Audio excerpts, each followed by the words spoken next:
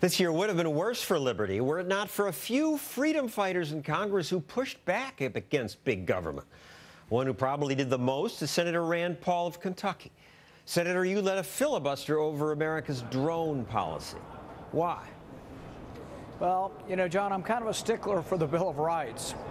I think we are and we should be innocent, presumed to be innocent until found guilty by a court of law. Our founding fathers thought this was important enough to enshrine it in our Bill of Rights.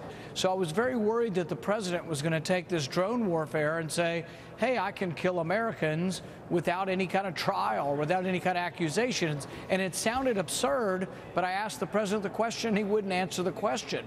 I asked him repeatedly, and then finally we had a filibuster, and finally he answered, but it was like pulling teeth to get him to admit that he didn't have the authority to kill an American without a trial.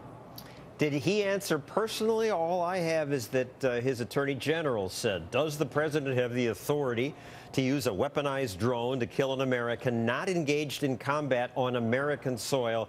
The answer is no. Yeah, it came from Eric Holder, but we presume that's coming from the president. We figured that this was significant because presidents don't like to admit any limitations on their authority. Did you really think the president might launch a drone against some American in Wyoming?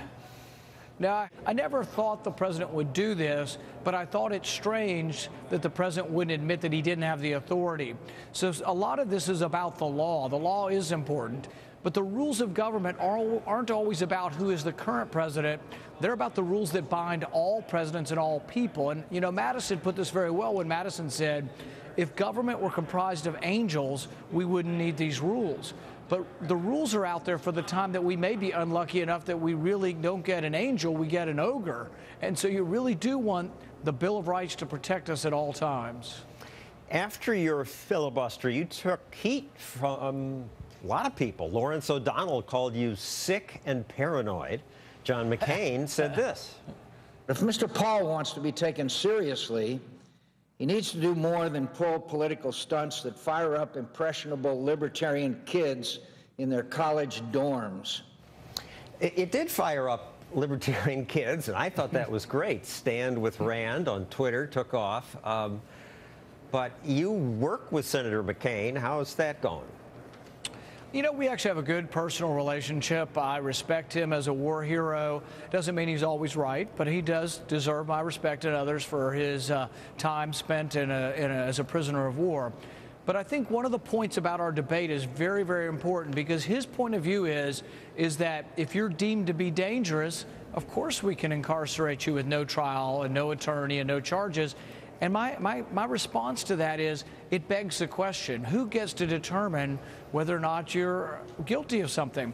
The government now has criteria that says you're suspicious if you like to pay cash at the store, if you have missing fingers, stains on your clothing, or have changed the color of your hair. Well, that might include quite a few people in our country. Includes me. You don't have to go back very far to see government abusing its power. Look at the IRS scandal, where conservative groups and religious groups were targeted for their political beliefs and given different type of treatment, you know, by the IRS, unfair treatment. Every cell phone call in America every day is being kept, the records of this, and analyzed by the government. That goes against the framework of what the founding fathers were fighting for and what they established in the Fourth Amendment. Why are you threatened if they know who you talked to on the phone, or if they know what number you called? Right. They're not listening to the call. Well, one, is just none of their business, and I shouldn't have to justify my privacy to anyone, but you can think of legitimate business concerns. Let's say I'm a international business person and I deal with people in Sweden. Now I'm talking to a foreigner, and they say all foreigners' communications are open, but what if we're negotiating a billion-dollar purchase of a business and we don't want our competitors to know? There's all kinds of reasons people have secrets, or maybe somebody has a personal relationship they just don't want divulged. There is a right to privacy, and I think the Constitution protects it, and I think we've let that lapse, and I think it's very worrisome what's going on in government now. Finally, you propose a new idea, which I like, economic freedom zones, and this would be an option given to places like Detroit, places with high unemployment, to lower taxes, Well, instead of asking Houston to bail out Detroit, what we do is lower taxes in Detroit to help Detroiters bail themselves out.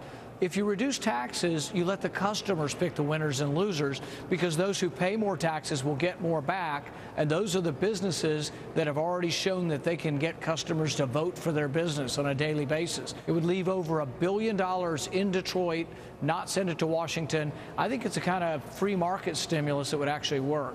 And not just Detroit, any place with high unemployment. It's the same thing that parts of China have tried and thrived. Yeah, so I think it's good that Republicans can be for something consistent with our beliefs, but actually would help people who are in need of help. Thank you, Senator Rand Paul. And if you'd like to learn more about his economic freedom zone, I posted a link to his plan on my Twitter page at FBN Stossel. Coming up, I'll put on